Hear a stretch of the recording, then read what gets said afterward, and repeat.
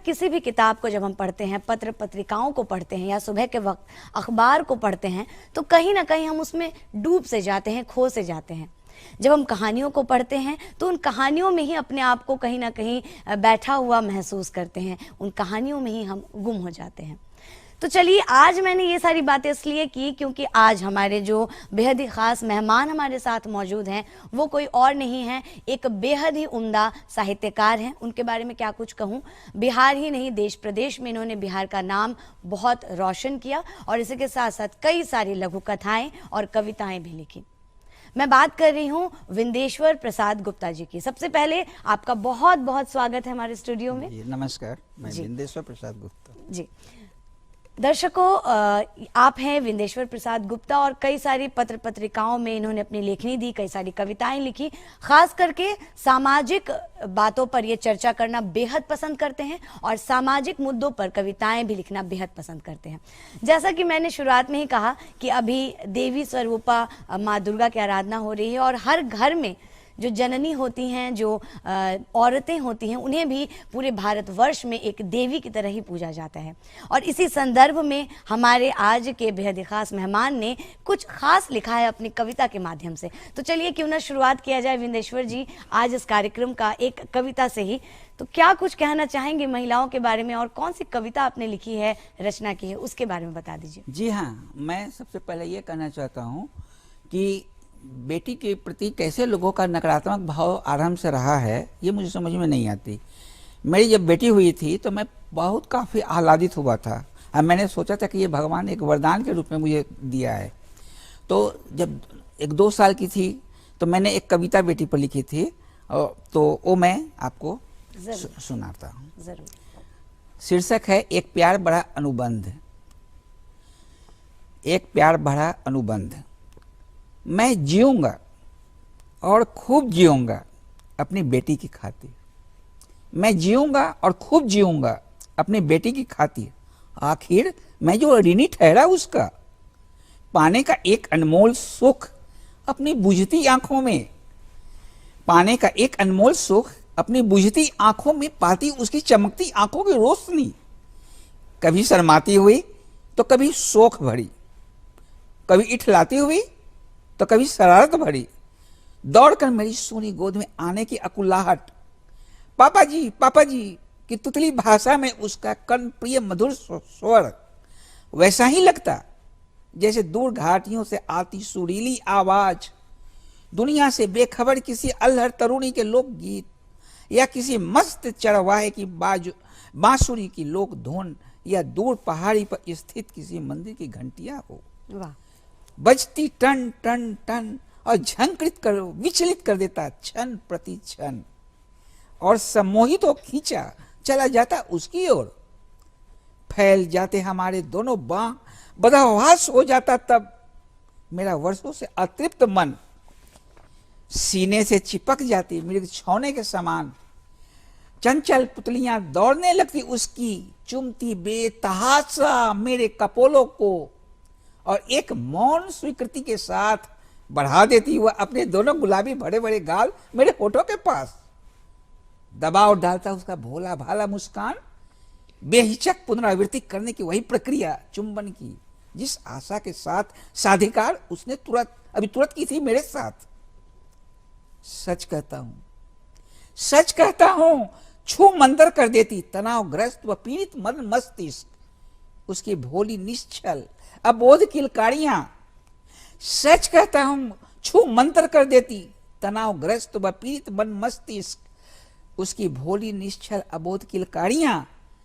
मेरे चेहरे पर फिरती उसकी छोटी छोटी कोमल कोमल अंगुलियां, मेरे चेहरे पर फिरती उसकी छोटी छोटी कोमल कोमल अंगुलियां। आह्लादित हो उठता उसे देख, फिर पागल सा बहकने लगता तो कभी चिड़ियों सा चहकने लगता, पागल सा बहकने लगता तो कभी चिड़ियों सा चहकने लगता, नदियों की लहरों सा मचलने लगता तो कभी मृगया के समान कुलाचे भरने लगता मेरा बौड़ाया दिल।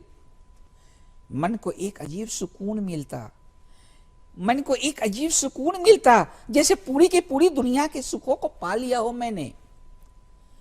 उसकी छोटी सी मुस्कुराहट में खुशी के विशाल आकाश को जैसे मैंने कैद कर लिया हो उसके खिलखिलाते होठों में चांदनी की शीतलता, उसकी छोटी सी मुस्कुराहट में खुशी के विशाल आकाश को जैसे मैंने कैद कर लिया हो, उसके खिलखिलाते होठों में चांदनी की शीतलता, सुंदरता, खूबसूरती का एहसास कर लिया हो मैंने। उसकी दोनों नन्ही नन्ही खूबसूरत झील सी गहरी आंखों की पुतलियों में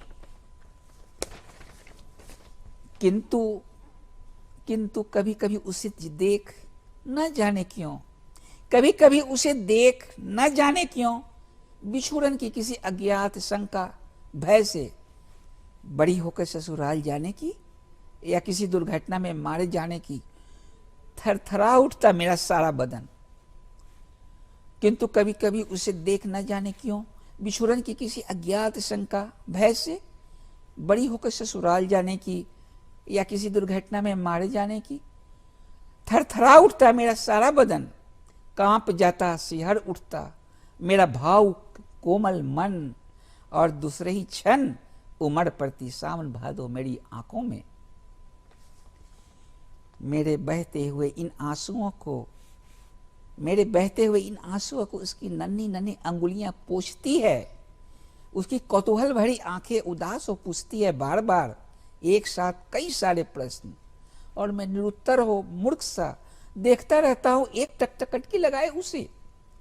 फिर वह अन्वेषण कर रही हो जैसे रख देती है एक अनमोल प्यारा सा अनुरोध भरा अनुबंध। फिर वह अन्वेषण कर रही हो जैसे रख देती है एक अनमोल प्यारा सा अनुरोध भरा अनुबंध। ना रो पापा जी, ना रो पापा जी, नहीं तो मैं भी रो पड़ूंगी जी, नहीं तो मैं भी रो पड़ूंगी जी। ए जी जरा हंसो जी मेरे पापा जी, जरा हंसो जी मेरे पापा जी, नहीं तो मैं भी रो पड़ूंगी जी।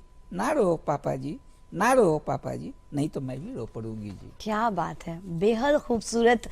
दर्शकों, आपने देखा कितनी खूबसूरती से इन्होंने एक बेटी के सारे भाव को पिरो दिया, अपने कलम से अपने कागज़ पर उकेर दिया है। जब घर में एक बेटी होती है तो मुझे नहीं लगता कि पिता के लिए एक बेटी से भी ज़्यादा कोई ख़ास उसके पूरे जीवन में होता होगा। और बेटी की क्यों बात करूं, अगर मैं एक माँ की बात करूं, एक बहन की बात करूं, तो सभी देवी का ही रूप होती हैं, क्योंकि जब वो हमारे जीवन में होती हैं तो कहीं ना कहीं हमारे जीवन को बेहद ख़ास बना देती है, हमारे जीवन को आगे बढ़ाने में, अग्रसर करने में उनका बहुत बड़ा योगदान होता है। ज़रूर आपके जीवन में भी रहा होगा, लेकिन उससे पहले मैं जानना चाहूँगी, आप साहित्यकार हैं, बहुत सारी बातें आपने लिखी, बेटी को लेकर भी आपने कविता लिखी, ये तो अभी की बात हुई, लेकिन बचपन में आप किस प्रकार आपने अपनी बचपन को आपने जिया, और माता जी के साथ कैसा संबंध रहा, ये सारी बातें कैसी थी, वो समय कैसा था, उसके बारे में थोड़ा चर्चा करिए। देखिए, मेरे पिताजी तो बहुत इंटीरियर, जैसे पलामू जिला में ही डाल्टनगंज है, पांकी गांव से आते हैं जी। तो वे उनका परवरिश शिक्षा सब तो वहीं हुआ, और वे हमारे पिताजी बहुत बचपन से ही मेधावी थे, काफ़ी तेज थे। उन्होंने पलामू जिला में मैट्रिक में, उस समय जिस समय अंग्रेजों का शासन था, देश स्वतंत्र नहीं हुआ था, अंग्रेजी के क्या मूल्य था उस समय, तो मेरे पिताजी पूरे होल पलामू जिला में फर्स्ट लाए थे। तो इतने मेधावी थे। तो वैसे तो डाल्टनगंज से 30 किलोमीटर दूर पांकी पड़ता है, एकदम इंटीरियर गांव पड़ता है। अगर वो उनकी देर नहीं होती तो हम लोग भी अभी उधर ही उसी तरह, आज जो मैं हूँ मैं वो नहीं रहता। उन्होंने मेरी पहचान उन्होंने बनाई जी। उन्होंने फिर पढ़ाई में मेधावी थे ही, और फिर उन्हें सर्विस रेलवे में लगी, और इस कारण से वे पटना आ गए। फिर पटना वे आए तो मेरा जन्म परवरिश वगैरह सभी पटना में हुआ। मेरी माँ भी धार्मिक स्वभाव की थी, उनके बहुत लगाव था धर्म से, पूजा से, इसलिए हम लोग का रुझान भी धर्म की ओर, आदर्श की ओर आना बड़ा स्वाभाविक था। जी। कहा भी जाता है कि जैसे माँ पिताजी का संस्कार होता है बच्चों में, उसी तरह पल्लवित होता है। जी। तो बचपन से ही मैं न जाने क्यों बहुत सामाजिक विसंगतियों को देखते हुए काफ़ी दर्द उत्पन्न होता था। मैं जब स्कूल में जैसे कि कुछ प्रतियोगिता होती थी, वाद विवाद होता था, लेख प्रतियोगिता होता था, तो उसमें मुझे बहुत इच्छा होती थी कि मैं सबसे आगे आऊं। यही मुझे सबसे आगे आने की जो प्रवृत्ति है, मुझे एक लेखक के रूप में, साहित्यकार के रूप में, कवि के रूप में प्रतिस्थापित किया। जी। और फिर मैं जब कॉलेज में आया तो वहाँ भी यही हमारी भावना, वही हमारा वो जो है रहा। वहाँ भी निबंध प्रतियोगिता हुआ तो मैं उसमें भी फर्स्ट आया था। तो इस तरह मैं बढ़ते गया और फिर कविता, कहानी, धीरे धीरे सिलसिला शुरू हो गया। लोगों को देखकर मुझे लगता था कि लोगों की रचनाएं जो है समाचार पत्रों में, पत्रिकाओं में कैसे आ जाती है, तो मैं उससे कम क्यों हूँ।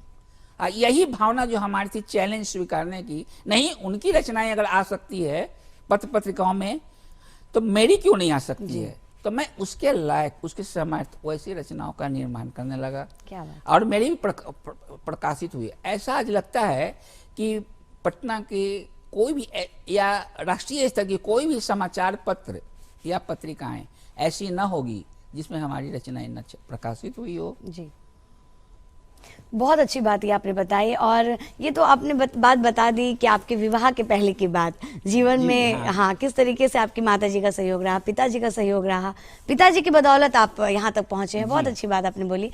लेकिन विवाह हो गया, उसके उपरांत कहा जाता है कि बहुत सारी जिम्मेदारियां आ जाती हैं। और जैसा कि आपने बातचीत में बताया था मुझे कि ग्रेजुएशन आपने किया साइंस फैकल्टी से, और उसके बाद फिर आप साहित्य से जुड़ गए। तो ये सारी चीज़ें, ये बदलाव जीवन में किस प्रकार से हुआ और क्या कुछ हुआ जीवन में इसके बाद, मतलब इसके बारे में भी हम चर्चा करेंगे, जानेंगे। लेकिन अभी क्या है, वक्त हो चुका है ना दर्शकों कि एक छोटा सा अल्प विराम ले ले। बहुत सारी बातें हुई, एक कविता भी हो गई मीठी मीठी सी, लेकिन अभी वक्त हुआ है छोटे से ब्रेक का। आप कहीं मत जाइएगा, हम जल्द हाजिर हो रहे हैं वापस से बिहार बिहान। फिर से आप सभी का स्वागत दर्शकों। अभी अभी आपने देखा कि एनीमिया का इलाज संभव है और किस तरीके से आप प्राकृतिक उपचार से एनीमिया को बिल्कुल ठीक कर सकते हैं। और इससे पहले हम बातचीत कर रहे थे हमारे बेहद ही खास मेहमान विंदेश्वर प्रसाद गुप्ता जी से, और बहुत सारी रोचक बातें उनसे हुई। ब्रेक पे जाने से पहले जैसा कि मैंने कहा था कि आपसे बातचीत मैं करूंगी उस विषय में जब बात होती है विवाह के उपरांत हमारे जीवन की। उसके बाद आपके जीवन में आपकी बेटी आई, आपने कविताएं लिखी, कई सारी ऐसी कविताएं लिखी जिससे कि और भी जो बेटियां हैं पूरे भारतवर्ष में, उनको भी कहीं ना कहीं एक योगदान मिले, उनको भी सहारा मिले, एक ताकत मिले। तो कितना योगदान रहा आपके घर में आपकी धर्मपत्नी जी का, बेटियों का, शादी के बाद, विवाह के बाद का जीवन किस प्रकार आपने बिताया? शादी के बाद वैसे बेटियां आई और पत्नी का भी भरपूर सहयोग मिला, रचनाओं में भी। रात रात भर लिखता रहता था, ये पढ़ने लिखने में मशगूल था, तो जरूर कष्ट होता होगा पत्नी को भी। जी, लेकिन उन्होंने इसका भी परवाह नहीं किया, हम लोगों में उन्होंने काफ़ी सहयोग भी किया। फिर उस समय मैंने फिर कई सामाजिक विसंगति, जो मेरा रचनाशीलता था उस समय जारी रहा, जी चलता रहा था। जी, जब आप उस वक्त लिखते थे तो कहीं ना कहीं घर से बहुत ज्यादा आपको योगदान मिला करता था, और तभी बहुत सारी पत्र पत्रिकाओं में भी आपकी लेखनी को छापा गया, लिखा गया। बहुत अच्छी बात आपने बताई। और दर्शकों, जैसा कि अभी हम देख रहे हैं, सुन रहे हैं बहुत सारी ऐसी बातें जिससे ये पता चलता है कि हमारे घर में जो महिला होती है ना, उनका भी हमें भरपूर सहयोग मिलता है, और तभी तो हम अपने जीवन में आगे बढ़ते हैं। ऐसी और भी बहुत सारी बातें करेंगे। वक्त हुआ एक छोटे से विराम का, हम जल्द हाजिर होंगे, आप कहीं मत जाइएगा, हम जल्द लौटते हैं छोटे से ब्रेक के बाद।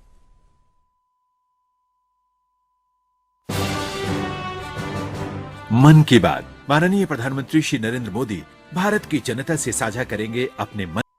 एक बार आप सभी का स्वागत करती हूं आपके अपने कार्यक्रम बिहार बिहान में। और ब्रेक पे जाने से पहले बहुत सारी बातें हम कर रहे थे आज के हमारे खास मेहमान साहित्यकार श्री विंदेश्वर प्रसाद गुप्ता जी से। ब्रेक पे जाने से पहले आपने बताया कि किस तरीके से आपकी पत्नी का सहयोग रहा आपके जीवन में, बेटियों का भी सहयोग रहा। अगर हम बात करें घर परिवार की, तो अभी हम बेहद ही गंभीर दौर से और बुरे दौर से गुजर रहे थे, अभी भी गुजर रहे हैं कहीं ना कहीं, वो है कोरोना काल। और कोरोना में हम अपने घर परिवार में थे। दर्शकों, आप भी जो अपने घर परिवार में होते हैं, तो एक वक्त मिला हमें अपने परिवार से फिर से एक बार जुड़ने का, उनके साथ हंसी ठिठोली करने का एक अलग सा मौका मिला कहीं ना कहीं। इस बीच बहुत सारे ऐसे लोग होते हैं ना जो कि पुस्तक पढ़ना पसंद करते हैं, जो पेपर्स पढ़ना पसंद करते हैं। और जब हम किसी भी किताब को पढ़ते हैं, कुछ भी ऐसा पढ़ते हैं या सुनते हैं ना, तो हमें हौसला मिलता है।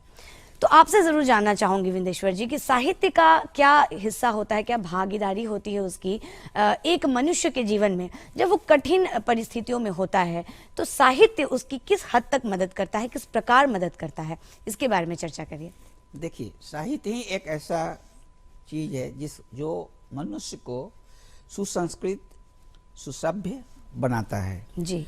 इंसानियत अगर देती है तो वह कविता, कहानी, लघु कथा, जी। वह आदमियत प्रदान करती है। आजकल जो देख रहा हूँ मैं, हिंसा जो हो रही है, बलात्कार, रेपिंग, ये सब जो होती है, ये सब क्यों? लोगों की रुचि साहित्य की ओर से हटती जा रही है। जी। और साहित्य का मैं इसमें बहुत बड़ा योगदान मानता हूँ। जी। अब जैसे कि कोरोना काल है, कोरोना काल में सभी लोग एक जगह बंद हो गए और काफ़ी मैंने प्रभावित भी किया, हम लोगों को, समाज को भी प्रभावित किया। जी।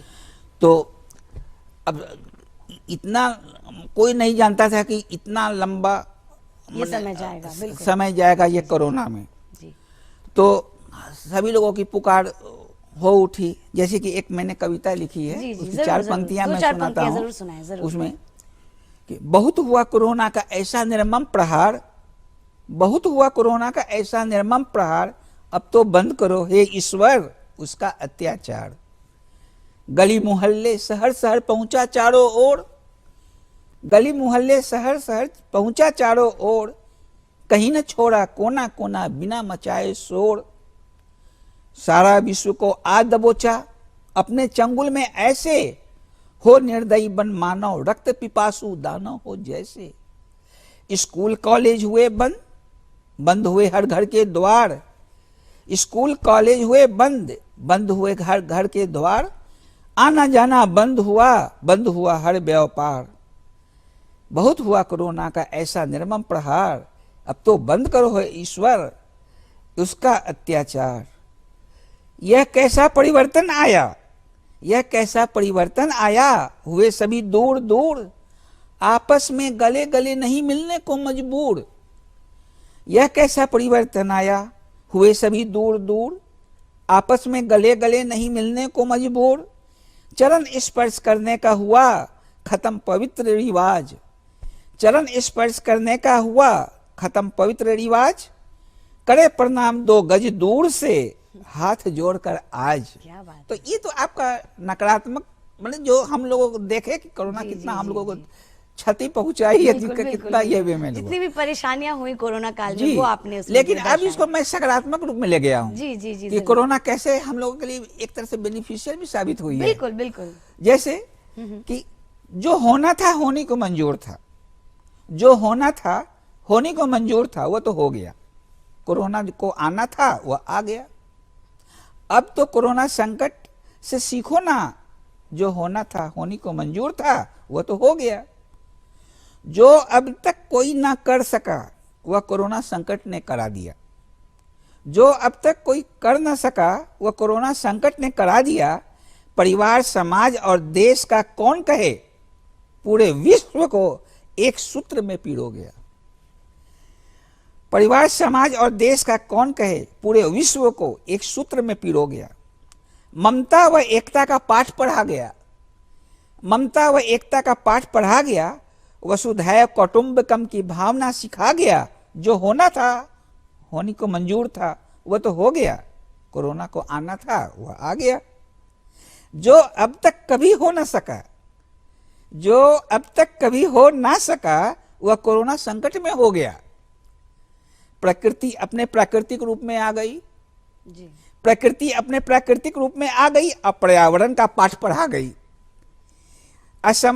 आसमान साफ दिख गया, सैकड़ों मील दूर से हिमालय दिख पड़ने लगा, नदियां स्वच्छ हो गई और उसमें पल रहे जीव जंतु डॉल्फिन आदि को जीवन दान मिल गया। क्या बात है, बेहद खूब। गंगा यमुना की पवित्रता पुनर्जीवित हो उठी, गंगा यमुना की पवित्रता पुनर्जीवित हो उठी और इसकी मर्यादा कलंकित होने से बच गई। सड़क दुर्घटना घट गई, अपराध में कमी आ गई, प्रदूषण का नामो निशान मिट गया। जो होना था, होने को मंजूर था, वह तो हो गया। कोरोना को आना था, वह आ गया। क्या बात है, कोरोना का आना था वो तो आ गया, और कोरोना आ भी गया और हम उससे जूझने और लड़ने की क्षमता रखते थे और लड़ भी रहे हैं। जी हाँ दर्शकों, ऐसे ही और भी बहुत सारी बातें करेंगे, कविताएं सुनेंगे, इनसे कुछ कहानियां भी जानेंगे इनकी। लेकिन अभी वक्त हुआ है एक छोटे से ब्रेक का, हम जल्द हाजिर होंगे, कहीं मत जाइएगा आप।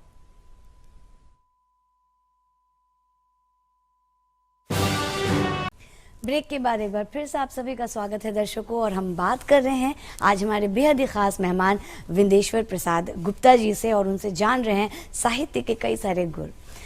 अभी मैं आपसे जानना चाहूँगी विंदेश्वर जी, बहुत सारी ऐसी आज की भी जनरेशन है जो हिंदी भाषा से बड़ा लगाव रखती है और वो चाहती है हिंदी साहित्य में जाना, तो उनके लिए ये कैसे संभव होगा? किस तरीके से, कौन सा ऐसा पथ है जिस पर चल के वो हिंदी साहित्यकार बन सकते हैं, या क्या कुछ करना चाहिए उन्हें हर रोज़ के जीवन में? देखिए, आपका कोई भी क्षेत्र हो, लेकिन हिंदी आपकी राष्ट्रभाषा है, जी, मातृभाषा भी है, तो आपको हिंदी के प्रति आपको रुझान होगा ही, ये स्वाभाविक है। अब रही बात कि हिंदी के प्रति कैसे रुझान हो, तो आप हिंदी पत्र पत्रिकाओं को, हिंदी किताबों को, पुस्तकों को, जो आजकल के युवा विमुख होते जा रहे हैं, वो उतना उनको समय नहीं मिल पा रहा है कि पुस्तकों को पढ़ सके, ये उनको गलत प्रवृत्ति की ओर ले जा रहा है। जी, अगर वो जब तक कविताओं को, ये मतलब कि पुस्तकों को अगर नहीं पढ़ते हैं, तो फिर उनमें भाषा कहाँ से, मतलब कि वो क्षमता आएगी समझने की, बोलने की, ये सब तो आप बिना पढ़े हुए आपको तो मिल नहीं सकती है। अब मुझे ही देखिए, मैं विज्ञान स्टूडेंट हूँ जी, मैं ग्रेजुएशन भी बीएससी किया था, मैं विज्ञान से ही किया हूँ, लेकिन मुझे कैसे आई, तो ये अपनी एक स्वाभाविक हमारी इच्छा थी कि क्या हुआ होता था कि मैं कोई रूम में चला जाता था पड़ोस के ही, और यहाँ देखता था कि जैसे कि केदारनाथ मिश्र प्रभात का मुझे तप्तगृह मिल गया पढ़ने को, तो मैं उसी में खो जाता था, पढ़ते पढ़ते सुबह से शाम हो जाता था।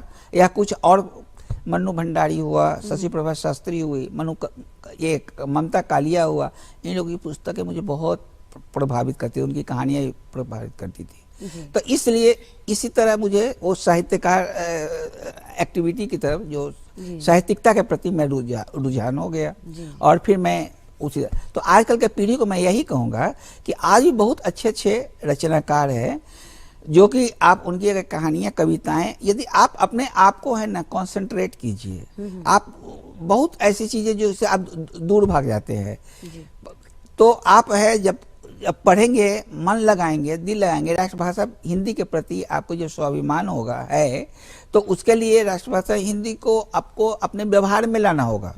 और जब आप व्यवहार में अगर लाते हैं तो आप जरूर खींचे चले आएंगे।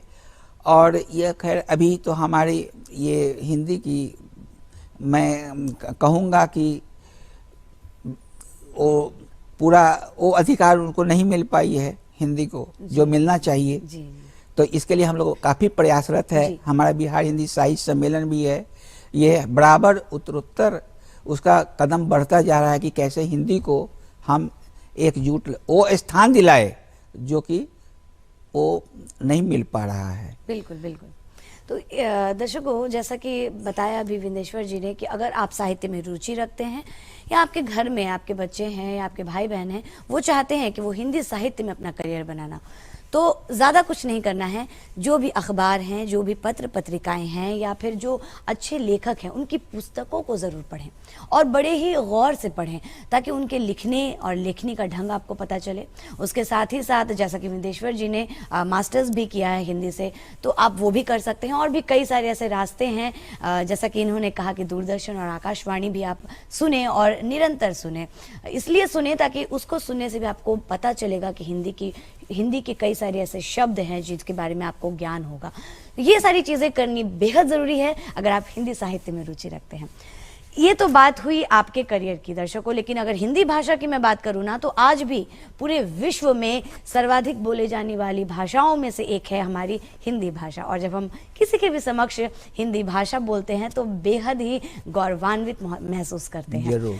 तो आपसे जानना चाहूंगी, कई बार आपको कई जगहों पर पुरस्कृत किया गया, कई बार सम्मानित किया गया है जी। हिंदी भाषा को लेकर के, पत्रकारिता को लेकर के।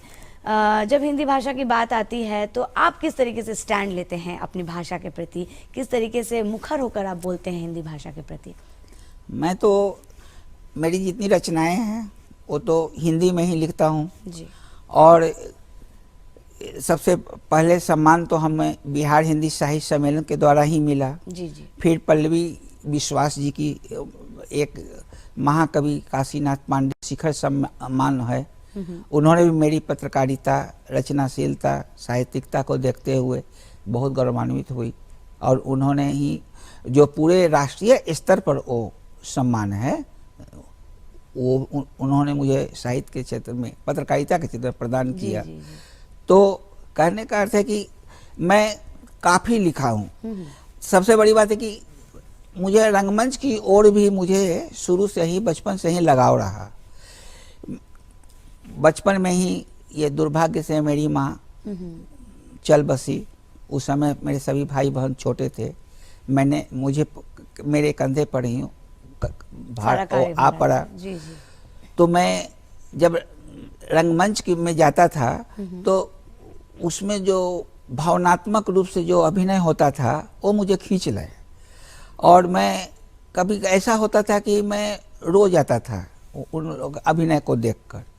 तो शुरू से ही मैं रंगमंच की ओर आकृष्ट होने लगा। उसके बाद भी मैंने देखा कि उनके कलाकार जो है इतने मेहनत करते हैं, महीनों रिहर्सल करते रहते हैं और बस एक दिन रंगमंच में ड्रामा होता है, पत्रिका में एक कॉलम आ जाता है और उसी में बेचारे खुश हो जाते हैं।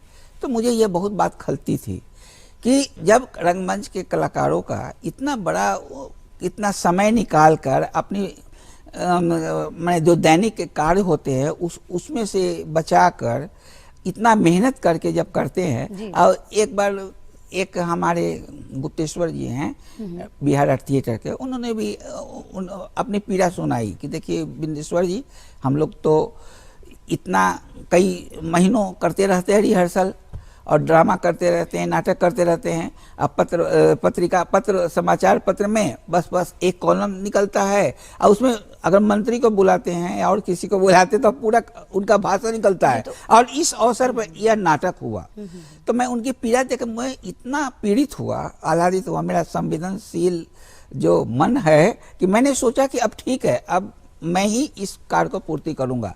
उसी समय से जिसमें प्रदीप निकलता था, आर्यावर्त निकलता था, उन दिनों मैंने समीक्षा नाटक की करना शुरू कर दिया, लिखता रहा और आज तक मैं लिखता आ रहा हूँ। क्या बात, मतलब नाटक में भी आपका बहुत जी बड़ा हाँ। योगदान रहा है। और जो लोग इतनी मेहनत से एक स्टेज पे परफॉर्मेंस देते हैं, उसके पीछे का कितना मेहनत होता है, कितना रिहर्सल होता है, कितने दिनों की कुर्बानी होती है, उसको आपने अखबार के माध्यम से लोगों तक पहुंचाया। बहुत अच्छा कार्य आपने यही मुझे किया। संवेदित जी। करता था, काफी किया। बिल्कुल बिल्कुल। लेकिन आपने कहा विंदेश्वर जी कि आप सामाजिक मुद्दों पर लिखना बेहद पसंद करते हैं, आसपास में जो भी कुरीतियां हैं। और ये भी मुझे सुनने को मिला कि जब आपका विवाह हुआ था तो उस वक्त भी आप दहेज के बिल्कुल खिलाफ जी थे। हाँ, बिल्कुल। और बिल्कुल दहेज वगैरह नहीं लिया आपने, और लोगों को भी आप प्रोत्साहित जी करते हाँ। हैं कि इन सारी कुरीतियों से दूर रहना चाहिए। और भी बहुत सारी सामाजिक बातों पे आपने लिखी। आपको क्या लगता है कि इस तरीके के लेखनी से कितना प्रभाव पड़ता है समाज पर? हाँ, प्रभाव तो बिल्कुल पड़ता है, यह मैं कहूँगा। जी जी जी। साहित्य ऐसा है जो कि बहुत परिवर्तन भी लाया है। जी। अब दहेज प्रथा को ही लीजिए, विधवा विवाह को ही लीजिए, ये साहित्य की देन है जी। जो कि लोगों को मानसिकता बदलने को बहुत विवश किया है। हमारे इसमें सिनेमा का, दूरदर्शन का, आकाशवाणी का काफ़ी योगदान रहा, साहित्यिकता का योगदान रहा, पुस्तक समाचार पत्रों का योगदान रहा।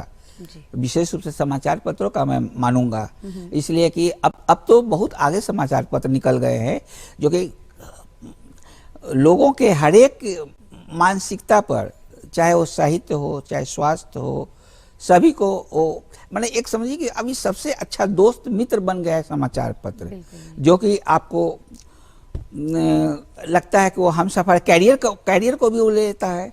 तो मैं समझता हूँ कि ये सभी चीजें हैं जो कि मतलब सामाजिक जो भी बातें होती हैं, अगर हम अखबार पढ़ें तो बहुत सारी चीजें उससे हम जान जाते हैं। उसमें करियर से साहित्य का related पन्ना भी बात, रहता बिल्कुल, है। बिल्कुल।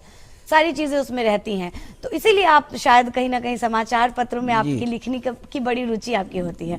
लेकिन जैसा आपने भी अपने विवाह के वक्त कोई दहेज वगैरह नहीं लिया, तो मुझे लगता है कि शुरुआत अपने घर से ही होती है। जी हाँ, मैंने सोचा कि सबसे पहले मैं ही इसका आरंभ करूं। मेरे जाति, मेरे समाज, मेरे परिवार में लोग बड़ा आश्चर्य कर रहे थे कि अरे सचिवालय में, और ये बात 90 के दशक की आप बता रहे हैं, जी उस वक्त की, जी, जबकि काफी बोलबाला था, दहेज का ही बोलबाला था। अरे नौकरी कर रहे हैं और इन्होंने नहीं लिया। आप विश्वास नहीं कीजिएगा, जब मैंने कहा कि मैं, जो लोग भी आते थे, मैं फर्स्ट कंडीशन यही रखता था कि भाई मैं दहेज विरोधी हूँ, क्या बात, और आपको उसके लिए कोई चिंता नहीं करनी है। अब रही बात है कि ईश्वर की जहाँ इच्छा होगी क्या बात, वो अपना करेंगे ही। तो इस सिर्फ तो जहाँ जब शादी करके मैं आया तो वहाँ के हमारे सास करने लगी उसी से दिन कि अरे मुझे तो लगा ही नहीं कि विवाह हो गया। कहा है कि उनको कुछ खर्च उतना कोई नहीं पड़ा। जैसे कि आजकल मैं देखता हूँ दहेज के कारण आज मुझे आश्चर्य था कि आज भी कैसे दकियानूसी लोग हैं, क्या संकीर्ण मानसिकता के लोग हैं कि दहेज के कारण प्रताड़ित कर रहे हैं, कभी हत्या कर दे रहे हैं। तो इसके लिए मैं एक मिसाल बना। जी बिल्कुल। और मैंने बल्कि पत्र पत्रिकाओं में छपवा भी दिया था दहेज विरोधी क्या बात, विवाह के लिए मानसिक कि वो अपने बहुत मानसिकता अच्छी को बात, परिवर्तित बिल्कुल। किया। तो घर से ही शुरुआत हम जब करते हैं ना दर्शकों, तभी कहीं ना कहीं समाज में भी सुधार आता है। अगर हम चाहेंगे कि कोई अगला कुछ कर दे और समाज बदल जाए तो ये संभव नहीं है, क्योंकि शुरुआत तो हमें खुद से ही करनी पड़ती है। और ऐसे ही कुछ चीज़ें जो हैं वो विंदेश्वर जी ने की, बहुत सारी ऐसी उन्होंने सामाजिक कार्य भी किए। और एक बात ज़रूर जोड़ना चाहूँगी यहाँ पर मैं दर्शकों कि अगर आप वाकई में एक अच्छे लेखक बनना चाहते हैं, समाज को एक अच्छा संदेश देना चाहते हैं ना, तो बेहद ज़रूरी है कि आप अपने भीतर भी सुधार लाएं। सबसे पहले जो भी कुरीतियां हो रही हैं आपके आसपास, उसके लिए आप खड़े हों, उसके खिलाफ आप खड़े हो जाएं, आवाज़ उठाएं और अपने भीतर से भी कोशिश करें कि जितनी भी कुरीतियां हैं, जितने भी अवगुण हैं, उसको दूर करने का प्रयास ज़रूर करें। और भी बहुत सारी बातें विंदेश्वर जी, अगर मैं आप पे आती हूँ, आपसे और भी बातें करती हूँ विंदेश्वर जी, तो सामाजिक बातें हुई, बहुत सारी घर की बातें हुई। आपको क्या लगता है कि आपके जीवन में सबसे बड़ा प्रभाव किसका रहा है?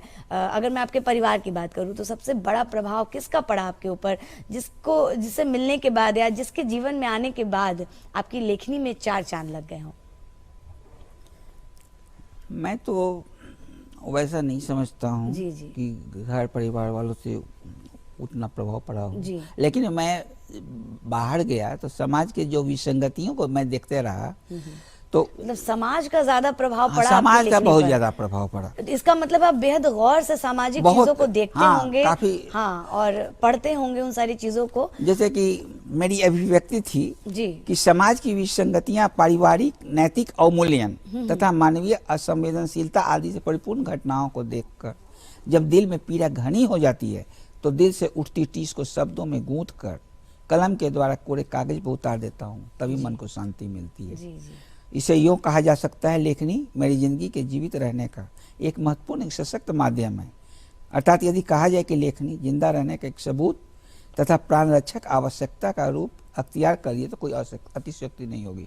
तो यही समाज में जो कुरीतियाँ थी, विसंगति, तो उस पर मैंने कई लघु कथाएं भी लिखी है, जिसमें मैं चाहता था एक मैं सुना। बिल्कुल बिल्कुल ज़रूर, मैं भी चाहूँगी कि हमारे जो दर्शक हैं वो भी सुने, और सुन के, जैसा कि आप हर रोज़ तो बिहार बयान देखते ही हैं और बहुत सारी चीज़ें आप नोट करते हैं, बहुत सारी चीज़ें आप सीखते भी हैं और आपसे हम भी सीखते हैं। तो चलिए, मैं चाहूँगी कि आप जो लघु कथा है वो आप ज़रूर सुनाएं हमारे दर्शकों को। हाँ, एक लघु कथा है नंगा समाज। जी। मजिस्ट्रेट की पत्नी थी वह, उनके यहाँ जो लोग आते जाते बड़े अदब से झुककर सलाम किया करते। मजिस्ट्रेट की पत्नी थी वह, उनके यहाँ जो लोग आते जाते बड़े अदब से झुककर सलाम किया करते। नमस्ते मालकिनी जी। जिधर वो निकल जाती लोग आपस में बतियाते देखे जाते, देखो बीबी जी आ रही हैं। बड़ा भाग्य पाया है मजिस्ट्रेट साहब ने कि उन्हें इतनी सुंदर व सुशील बीवी मिली है। उसे भी गुमान था मजिस्ट्रेट की बीवी होने का। लोग उसे उतनी ही प्रतिष्ठित निगाहों से देखा करते जितना उसके पति को, वह उतनी ही प्रतिष्ठा पाती जितनी उसके पति को मिलती। काल चक्र का पहिया ऐसा चला जिसके नीचे उसका पति एक रेल दुर्घटना में मारा गया। और उसकी उम्र क्या थी, बस शादी को कुछ ही महीने तो बीते थे। एक बच्चा भी नहीं था जिसके सहारे वह बाकी सारी जिंदगी हंसते हंसते काट दे। उसी न्यायालय में पति की मृत्यु के कारण उसे कॉम्पेशनेट ग्राउंड पर एक क्लर्क की नौकरी मिल गई।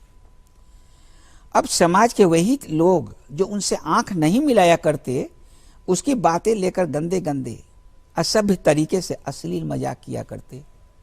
अब वह लोगों के मनोरंजन की सामग्री बन चुकी थी। लोग एक दूसरे से उससे गंदा व अश्लील संबंध बनाकर अपना दिल बहलाया करते थे। एक दिन वह रो रही थी, किसी ने उसके सामने गंदा मजाक किया था। मुझे उसकी भींगी पलकों में जो प्रतिबिंब दिख पड़ा, उसमें समाज नंगा नाच रहा था। क्या बात है, क्या बात है। इतनी दुख भरी कहानी को आपने इतने अच्छे से पिरो दिया है। और दुख भरी क्या कहूँ दर्शकों, ये हमारे समाज की सच्चाई होती है। और ऐसे भी कई सारे लोग होते हैं जो कहीं ना कहीं इन सारी चीज़ों में लुप्त हो जाते हैं। कहीं ना कहीं महिलाओं को आज भी बेहद ज़्यादा लड़ना पड़ता है, अपने लिए खुद आवाज़ उठानी पड़ती है, और ये आज भी हो रहा है। लेकिन इसी उम्मीद में हम हैं कि ज़रूर एक वो दिन भी आएगा जब ऐसी लेखनियों के बजाय वो लेखनियाँ होंगी जिसमें एक महिला को बेहद खुश और बेहद ही सशक्त दिखाया जाएगा। ऐसी कविताएं, ऐसी रचनाएं नहीं होंगी जिसमें महिला कमज़ोर पड़ती नजर आएंगी।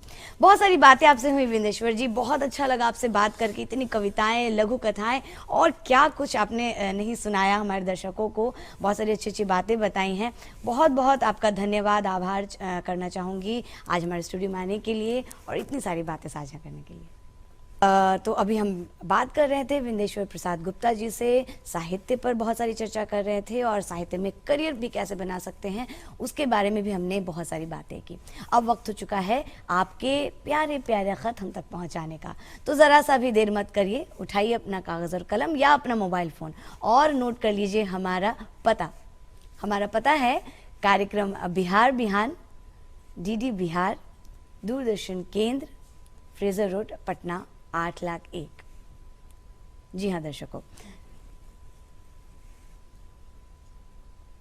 ये रहा हमारा पता। और इसके बाद जैसा कि दूरदर्शन बिहार पर पूरे दिन यूं ही कार्यक्रमों का सिलसिला चलता रहता है, उसी में आपको बता दूं कि शाम के ठीक 5:30 बजे आप देख सकते हैं कृषि दर्शन। और इसी के साथ ही साथ इसी उम्मीद में कि इन नवरात्रियों के दिन में आप बेहद खुश होंगे और हर रोज़ सुबह 8 बजे बिहार बिहान ज़रूर देख रहे होंगे। और इसी के साथ कि कल फिर आपसे एक बार मुलाकात होगी, आपसे चाहूँगी अलविदा कहना। और इसी उम्मीद के साथ कि आप सभी अच्छे से रहें, पॉजिटिवली अपने जीवन को जिएं और हर रोज़ देखते रहें बिहार बिहान। बहुत बहुत शुक्रिया, नमस्कार।